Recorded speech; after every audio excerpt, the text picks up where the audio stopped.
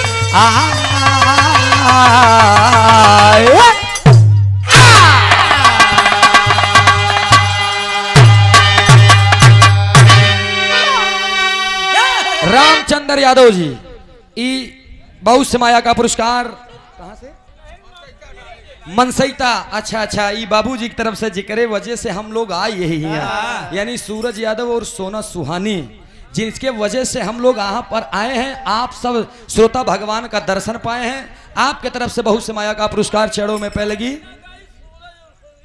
अच्छा जवन केहू गाई चाहे ना गाई लेकिन सूरज यदुवंशी गई हैं। अब भाई 2 चीज बची बा यूट्यूबर भाई 2 चीज बची बा कि राजा हो तो है कैसे मनाई का जाने दे शहर वाली कजरा। ये दोनों के जवाब आज हम देवे का ले जाया काहे खातिर कि हम हमेशा कैंची अपने बगल में खोसी सी गाना काटे वाला। आवा राजा यादव कारीगर 101 रुपया का पुरस्कार। नमस्ते भैया के प्रणाम बा। और क्या जने हैं कुसुमुर की धरती से 100 से सभी सकल पंच के नमन बा। बस होइए ना अब तनी शांति के परिचय देहा तनी से अब तनी बिरहा गावे दमा बा। आवा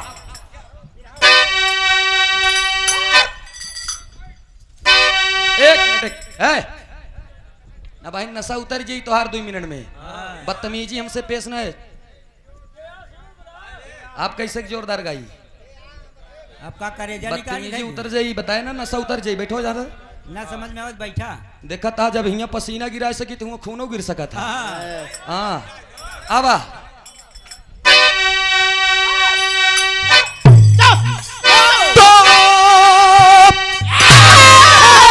जंग जोहर का बजता बिगुल जंग में शान करते रहे अब बहादुर चले। महाभारत का जब छिड़ा जंग था तो पांडव के रक्षक मुरारी चले, पांचों की शक्तियां मुख की हस्तियां, अरे दस्तियां पांचों आपस में लड़ने लगी। के धृतराष्ट्र बोले कन्हैया कहो, आज आंखों से आंसू भी बहने लगी।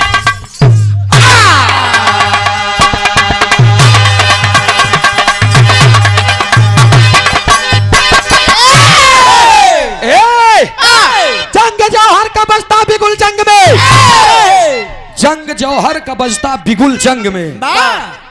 भगवान श्री कन्हैया के सामने जाकर के धृतराष्ट्र कहते हैं कि प्रभु पांचों पांडवों के रक्षक आप रहे हैं, आप बताइए कि मेरे 100 के 100 बच्चे क्यों मारे गए? 5 ठिन 5 ठिनिंग मारे होते, 10 ठिनिंग मारे होते, 15 ठिनिंग मारे होते, 5 गुना मारे होते, हम कही थी 25 ठिनिंग मारे होते, लेकिन 100 के 100 लड़का हमारे काहे मारा गए? भगवान श्री कन्हैया कहन मैं बता रहा हूं कि कैसे मारे गए, वीरताई क्या होती है। सुनो धृतराष्ट्र, कव्वाली की लाइन में कहल गई कैसे?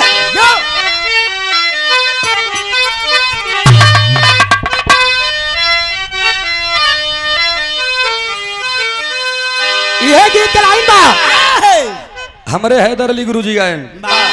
अरे बजा दे जाम बांसुरियों तुम आ जाए, और हिला दे पतली कमरिया तो मजा आ जाए।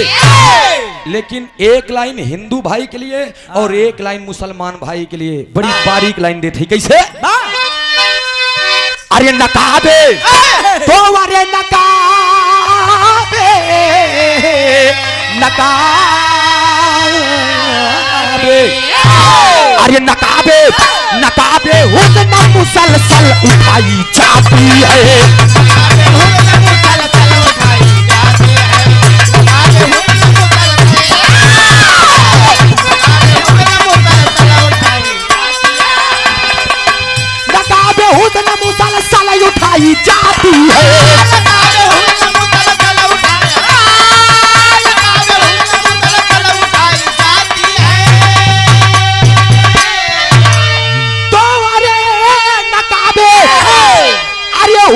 मुसलसल उठाई जाती है।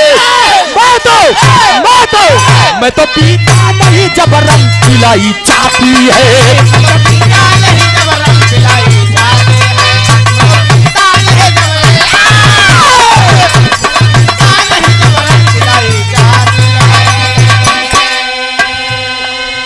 नकाबे हुस्न मुसलसल उठाई जाती है, और मैं तो पीता नहीं जबरन पिलाई जाती है। क्या है जवानी, क्या है मर्दानगी, क्या है वीरताई, भगवान श्री कन्हैया संकेत करत हैं। कैसे?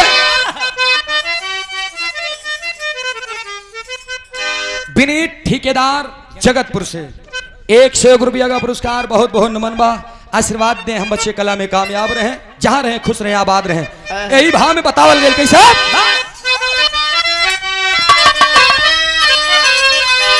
अरे दिखा दे तो अरे दिखा दे, दिखा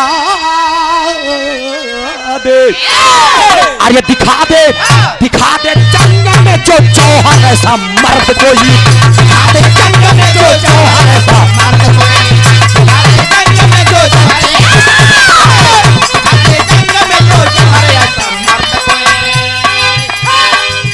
दिखा दे जंग में जो जौहर ऐसा मर्द कोई।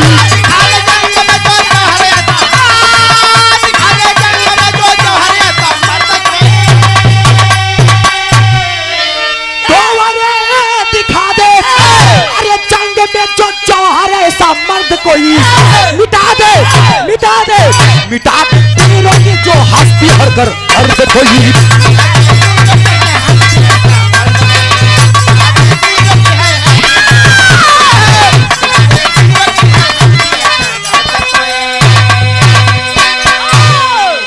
सुनिए, आप सुनना चाहते हैं कि आपके 100 बच्चे मारे गए, आपको बड़ी तकलीफ है।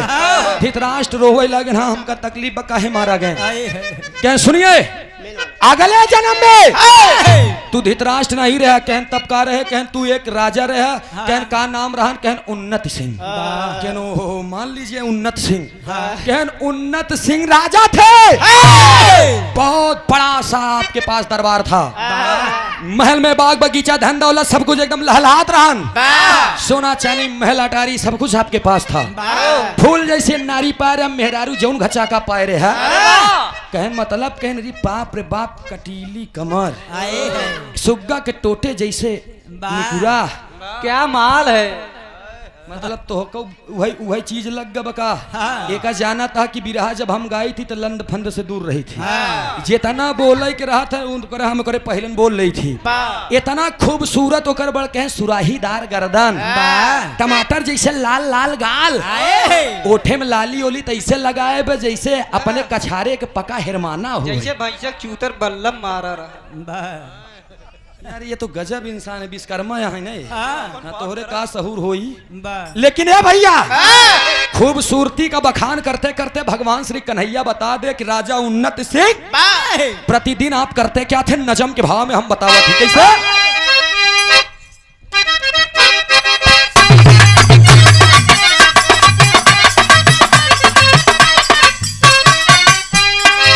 त्रेता युग में आर्य त्रेता युग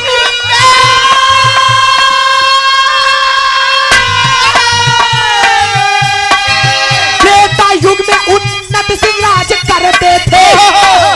दुख गरीबों का सदियों वो हरते थे।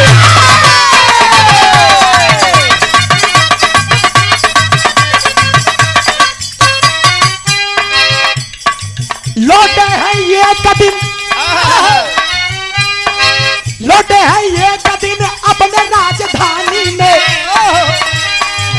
गलती कर बैठे भरी तब जवानी में।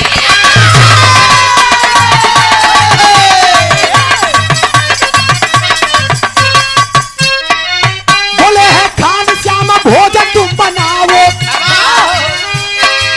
बोले हैं खान श्याम भोजन तुम बनाओ जी। लगी है भूख मेरे पेट का मिटाओ जी।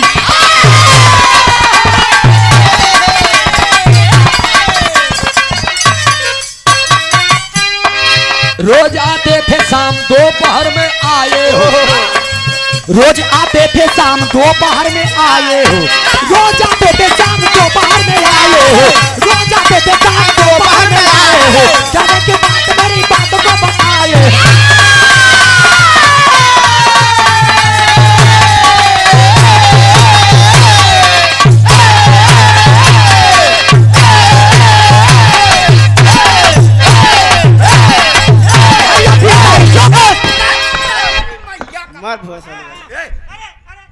इतना गुस्सा आई जब मार दे क्योंकि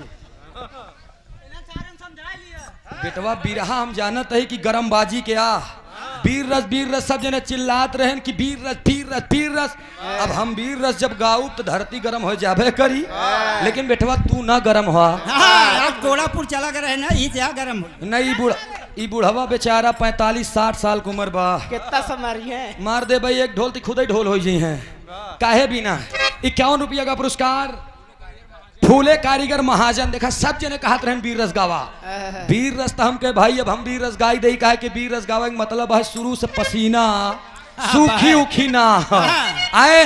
और एक बात जान लिया वीर रस गावे के बदे पौआ से नहीं मतलब बाबा ओकरे लिए पूरा लीटर चाहिए वो दूधे के आए। बहु समाया का पुरस्कार छेड़वंदन बा जवन भैया के इनाम न बोल पाए हो धीरे से आके इशारा दे दे हम इनाम बोल दे भाई ठीक बा टेंशन जी ले। लेकिन ये भैया अब तनी कहानी पे हमरे ध्यान दा। महाराज उन्नत सिंह प्रतिदिन जाते थे शिकार खेलने के लिए। एक दिन डेली जाए सवेरे निकल जाए शाम की आवे। एक दिन उनकर तबीयत खराब हो गया अचानक वो दोपहरन लौटिए। और जब दोपहरन लौटिए तो आयन और अपने महल में अपने जहां पर आराम करते थे उसी सुकून स्थान पर लेट गए। और जब अपने शयन कक्ष में लेट गए तो तब तक खान श्यामा आया और खान श्यामा पूछने लगा कि प्रभु महाराज आप आज दोपहर में लौट आए आखिर क्यों।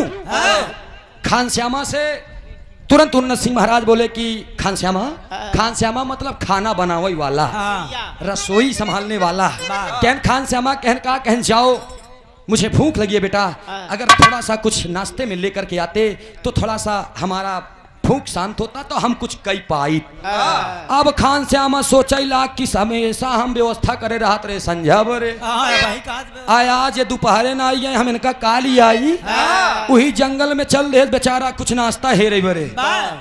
जब हेरत हेरत हेरत हेरत जंगल में पहुंचे तो उनका एक ही सफेद सफेद मिला इतना बड़ा और जब सफेद सफेद मिला तो कहे नी कावा तनी काका बिरहा पे सुने ध्यान दिया सुने ध्यान दिया।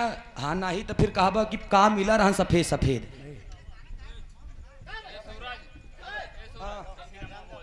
बतावा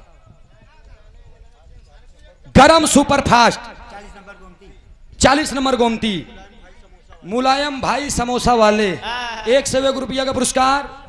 अच्छा उर्फ जलेबी वाले क्या बात है गुड़े जलेबी देती बहुत बहुत नमन बा आशीर्वाद की चाबा का करबा मामा जाय दे आज काल है ये बे इनका 80 रुपये दे दिया तो चाहे जे का कहा बड़े बड़े विधायक मंत्री के गरियाई दे का कहती है पिए हैं उनका कुछ कही देवे तो कहीं अरे यार वो पिए रहा तो का तो हम पिए रहे तो ऐसी बढ़िया जाय दे लेकिन बिना पे और जब हुआ देखे उज्जर उज्जर रहन कहनी कावा और जब उठाएं तो करे अंदर पानी ध्यान दीजिएगा आप उठाएं तो करे अंदर पानी लेके गए और था क्या जानते हैं एक हंसनी ने अंडा दिया था। अब जब वो का उठा के लेके गए खान श्यामा घरे में तावा धई देन चूल्हा पे जब तावा एकदम धिक गया तो वही पे अंडवा फोड़ के छोड़ देन और जब छोड़ देन तो का राजा नमक उमक मिला खूब पलटी पलटी मार के लाई जाए के और चम्मच लगा के दे देन उन्नत सिंह के और जब दे देन उन्नत सिंह जब खाएं कहें अरे बाप रे बाप खान श्यामा इतना स्वादिष्ट नाश्ता तो तुमने इसके पहले कभी नहीं लाए थे। दिस इज ए माई ऑर्डर हमारा ऑर्डर बा हमारा आदेश बा यही नाश्ता हमका रोज चाहिए। अब हम डेली दोपहरे ना आऊ आप खान श्यामा फंसिए कि हम एक दिन तो अंडा पाइए रोज इनका कहाँ से लैया देव हो कहू देन दिस इज माई ऑर्डर। अब हम इनका ऑर्डर ना मानी या फिर इनका कही कि I am not your servant लेकिन है वही चीज हम का मतलब बा कहें कोनो बात नहीं बा आज खा और जब आज खाए ले दूसरे दिन फिर वही समय लौट के खान श्यामा नाश्ता आप खान श्यामा फिर लेके होके चल दे। लेकिन सौभाग्य देखा फिर दूसरे दिन हंसिनिया वो फूल छोड़ के आगे वाले फूले के नीचे एक अंडा और दे रही और जब वो अंडा वाला ही जाए के बनान भोजन दूसरे दिन करत है एक लाइन तर्ज लगी लहरी काका वाली कैसे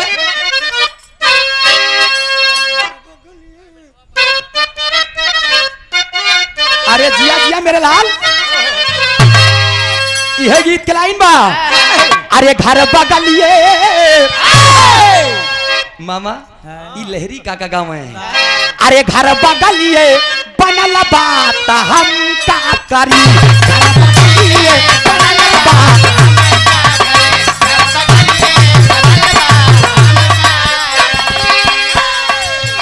घर बगलिए बनल बात हम का करी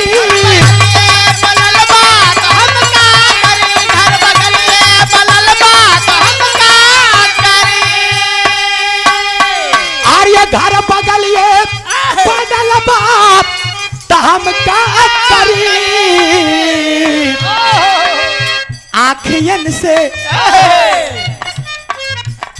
आँखियन से लड़ल बात हम का करी आँखियन से लड़ल बात हम का करी आयो महाराजा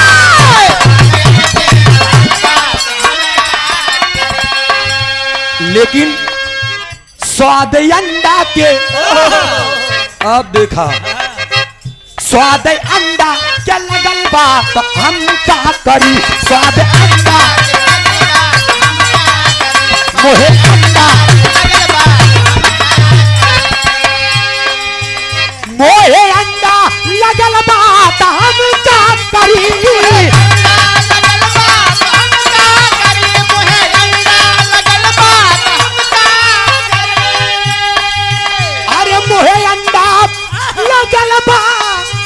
हम का करी खान श्यामा कहा है आफत हमरे आफत जीव के पड़ल बा हम का करी आफत जीव के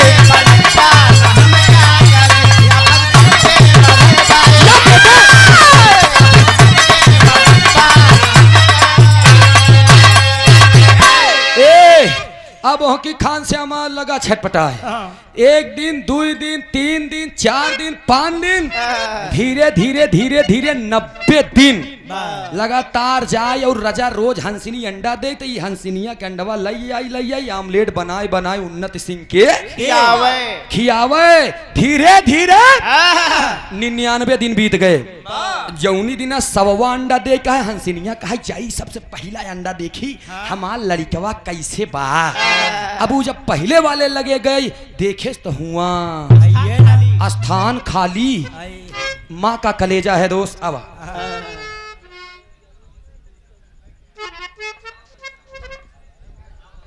चंदन यादव बाबूजी की तरफ से जिनके यहाँ आते रहे दोस्त संस्कार रहे एवं भंडारे में हम सब एकत्रित हुए हैं।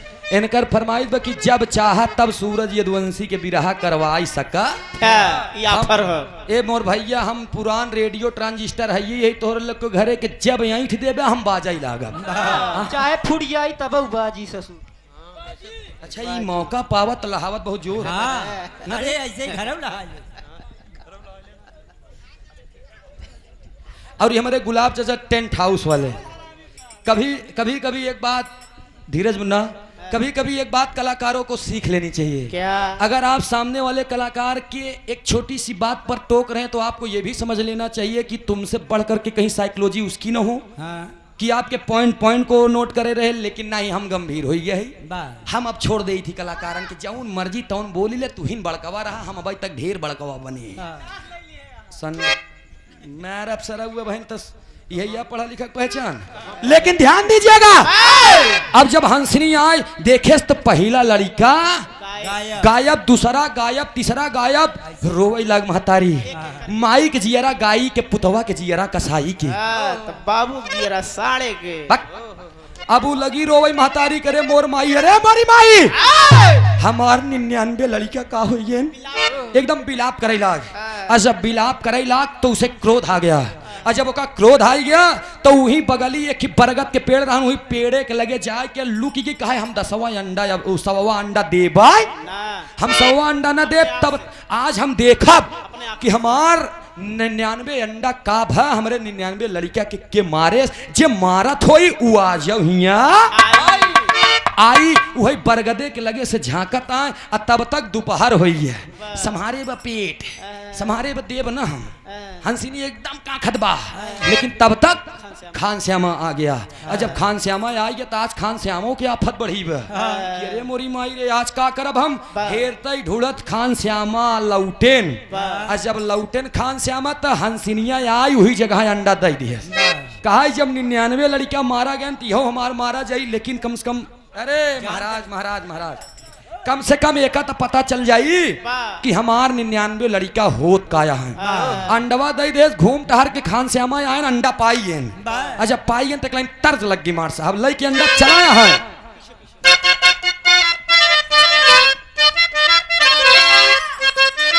हाय हाय हाय एका राकेश ममन नौटंकी उटंकी में ज्यादा गाँव लोग आई पुरान दादा बाबा हरन के जमाने के गाना आई कैसे मार साहब अरे बहे पूरा वैया के लहरा हो बहे पूरा वैया के लहरा हो रतिया सोई गए बाला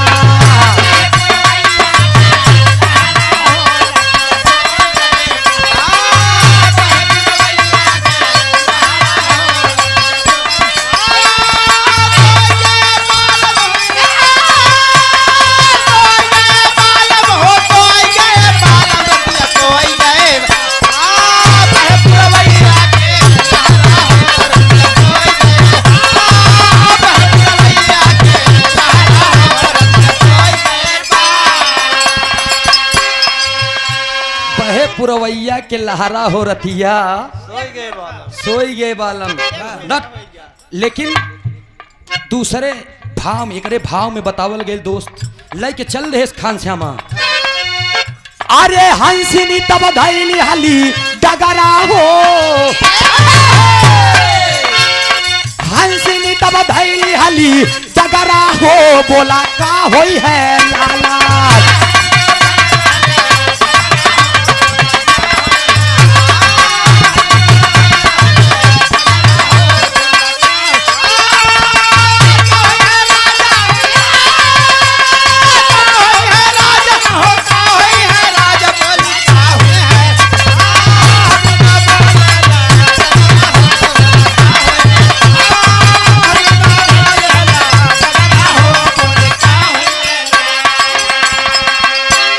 अच्छा एक बात जान लो बेनी भैया, हंसिनी बहुत चलाक रही और दम कसे रही कि अब हम देखब पीछे पीछे पीछे पीछे गई और देखत बा जब खान से आमा अंडा लेके अंदर ओली आएगी तो हंसिनिया आएगी खिड़की लगी और देखत का बा अंतरे में अंतरे से देखत बा हंसिनिया आई के अंडा के लाई के खान श्यामा बनाए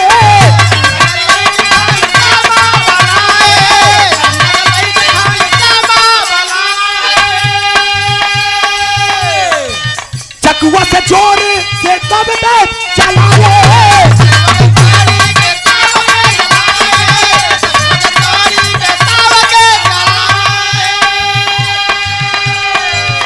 अरे दिलवा में चोट लगल गहरा हो, दिलवा में चोट लागल गहरा हो, दिला का होई है नाला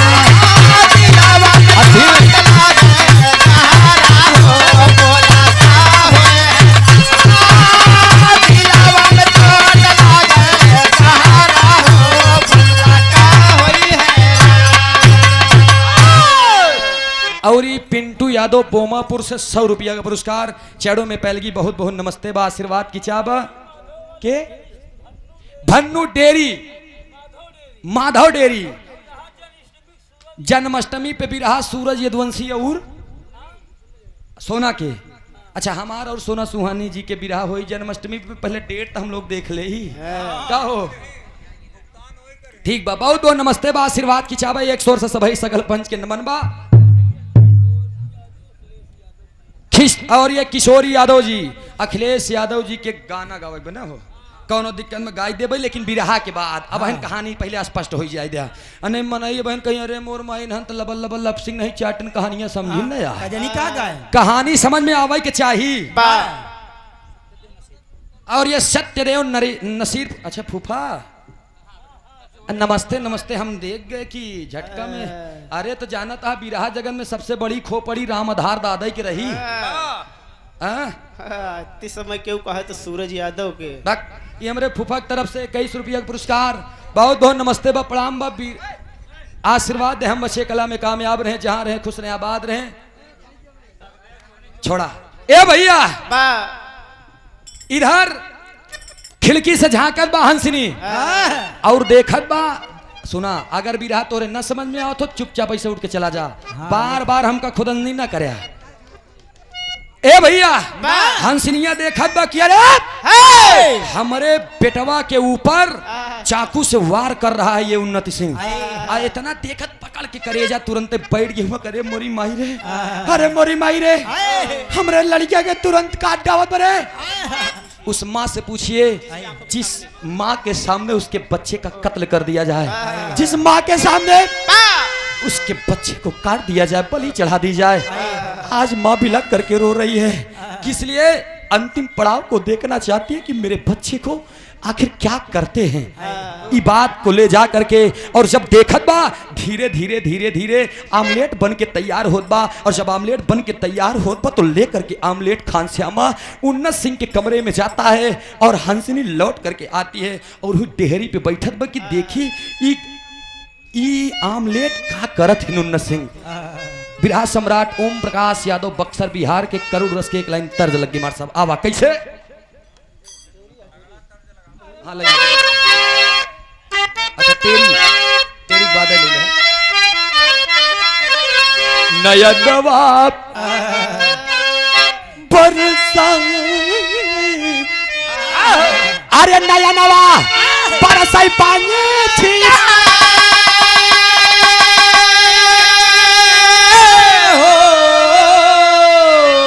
नया नवाब बरसाई पंछी के सुनाब हमरे उधर के ललना कारत बा भोजनवा।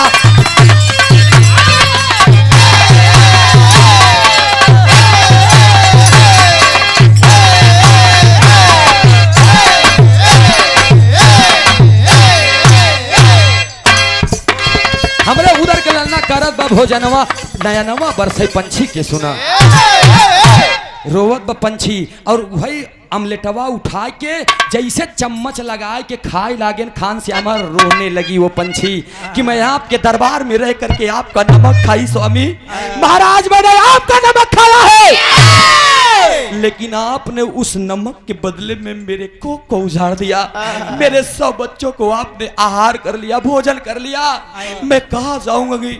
अगर आपको यही चाहिए होता तो बता दिए होते, मैं आपके दरबार में रहकर अपने पूरे बच्चों को जन्म देती और आपके ही अनाज पर पलती, लेकिन नहीं साहब, मैं जानती थी कि आप मेरे साथ में गद्दारी कर सकते हैं, इसलिए मैं हमेशा वन की तरफ रही हूं और उधर का एक एक दाना चुन करके अपनी जिंदगी का यापन करती थी।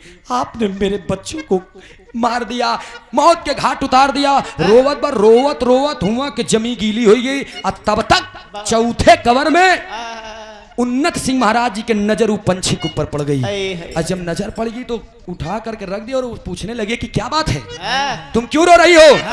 हंस ने कहा अभी आपको नहीं पता है साहब, अभी आपको नहीं पता है मैं क्यों रो रही हूँ, आप मेरे रोने का कारण जानना चाहेंगे?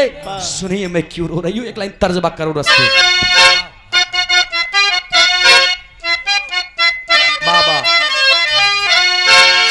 अरे कजरा लगा वाली बिंदिया सजवलियू, कजरा लगा वाली बिंदिया सजवलियू, सैया बिन दुनिया के तारी राजा बिन दुनिया।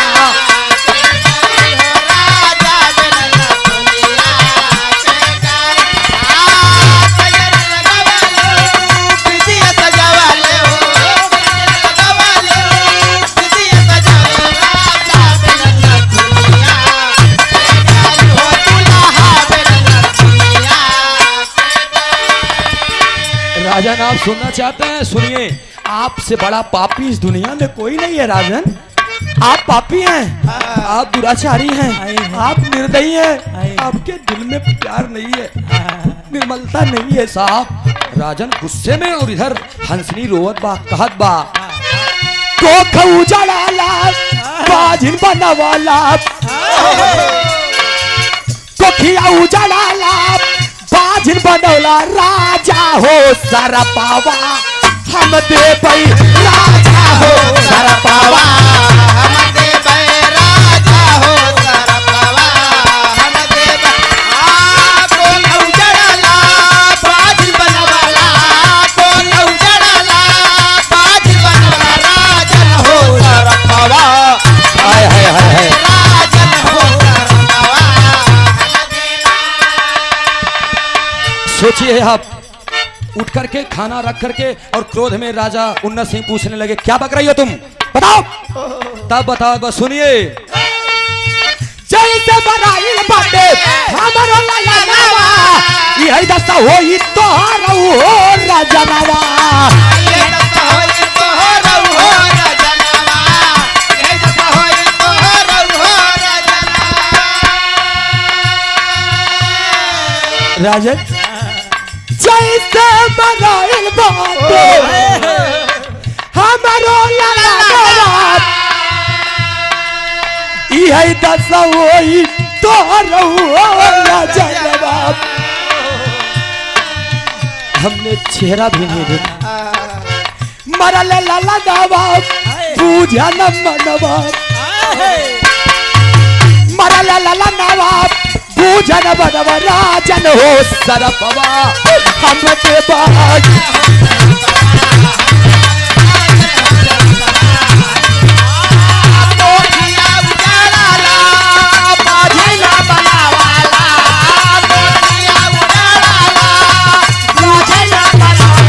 राजा हो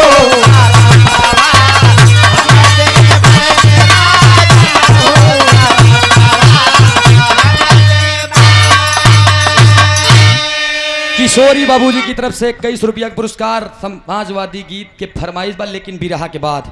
अब देखा हंसिनी श्राप दे दी कि राजन जैसे हमारे लड़किया के साथे करे हा वैसे तोहरे साथे। तब तक गुस्सा में आ करके आओ न ताव सोजन उन्नत सिंह निकाले अपने बाण और पैर धनुष पे चढ़ा के मार दिए। आंख में आंख डाल करके बात कर रही थी हंसनी और बाण लगा तो अखिया में बेझत की ओह पार। अब बाण लगा बा और हुआ से भागत बा, भागत भागत भागत भागत और श्राप दे रही है कि जिस तरीके से अब मेरे सामने मेरे बच्चों को मारे हैं, मेरी आंखों की रोशनी छीन लिए, मैं कुछ नहीं कर सकी। याद रहे राजन, मैं श्राप देती हूँ यही दशा तोहरऊ। पहापट के लाइन में बताओ लगे मार साहब का बहावा।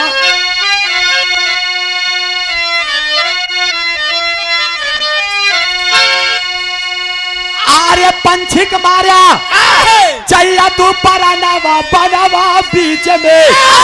अरे पंछी के मारा राजन तू परनवा बनवा बीच में। अब तो है बताई राजन हो दस्तनवा बनवा बीच में।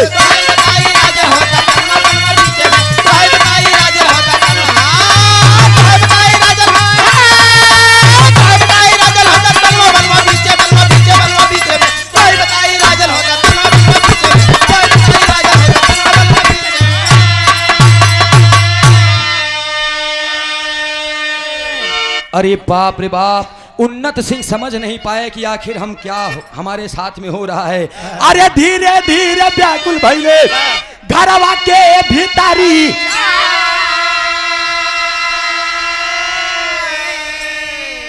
अरे नहीं, और ये बड़ा ही शानदार पुरस्कार के निर्मल जूस एंड बेकरी, कहां से?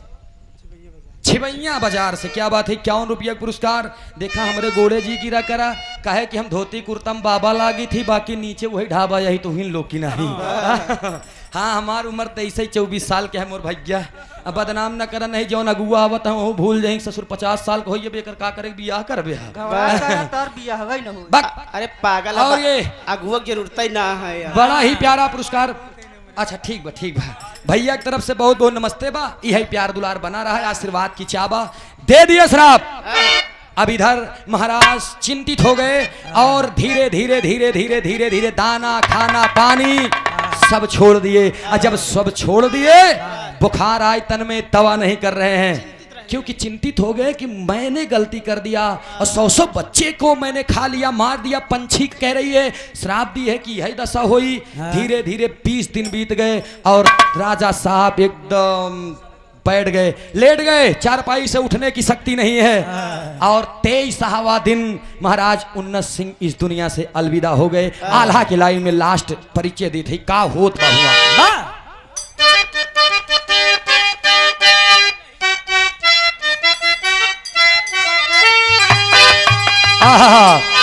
आर्य दिहले बात श्राप सुना पंछते ही छनवा बाबू।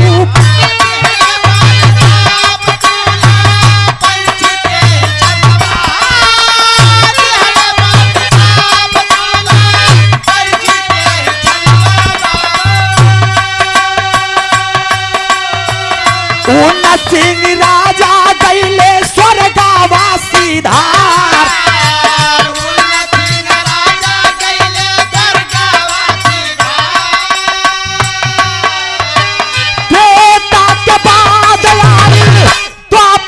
समैया पंचो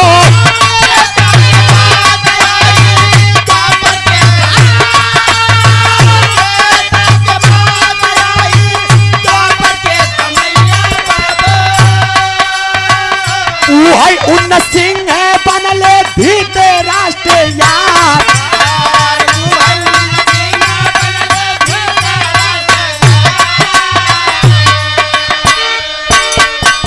वही उन्नत सिंह त्रेता युग में जब आभा के दुलारे हो गए तो द्वापर युग में वही उन्नत सिंह धृतराष्ट्र बने। धृतराष्ट्र को कहानी कौन बता रहा है? भगवान श्री कन्हैया की है। धृतराष्ट्र तुम उन्नत सिंह थे, तुमने एक हंसनी के 100 बच्चे को खाया और अंत में उसे अंधा कर दिया। उस हंसनी उस पंछी ने तुम्हें श्राप दिया था कि जाओ जैसे हमारे साथे करे ऐसे तोहरे साथे पूर्व जन्म के बात यही बरे तू 100 अंडा खाए रहा, इधर 100 लड़कियां तोहार मारा गए और उधर हंसनी तू आनहर कर रहा, तू आनहर खुद ही पैदा भया।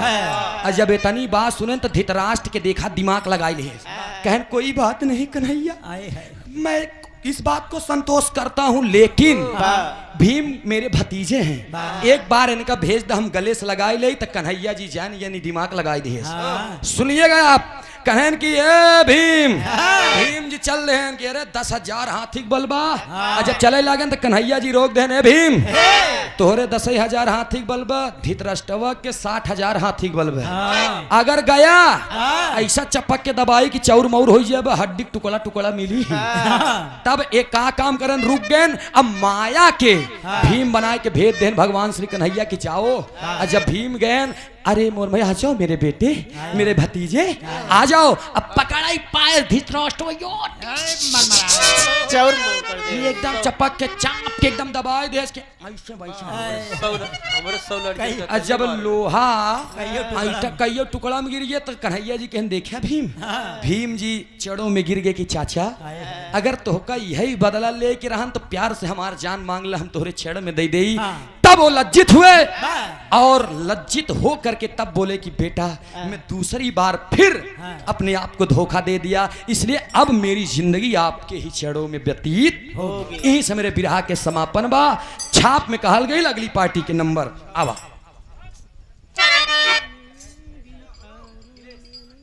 बिमलेश यादव जी, हाँ बिमलेश यादव जी जिनके दादी ते रही बा, 51 रुपया का पुरस्कार, नमस्ते प्रणाम बा, आशीर्वाद की चाबा। कहे कैसे? वीरेंद्र लाइन मैन, ये बहुत समाया का पुरस्कार, माई भगवती करे हमेशा लाइन मारत रहा।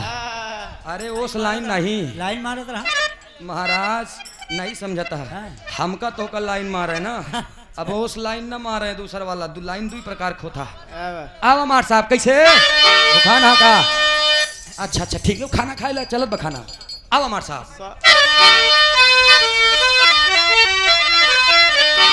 भुल्लू राम आधार हैदर गुरुवर राजा राम,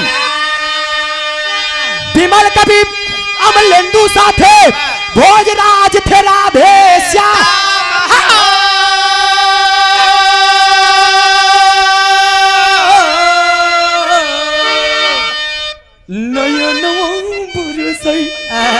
पंछी के सुना, अरे नया नवा बरस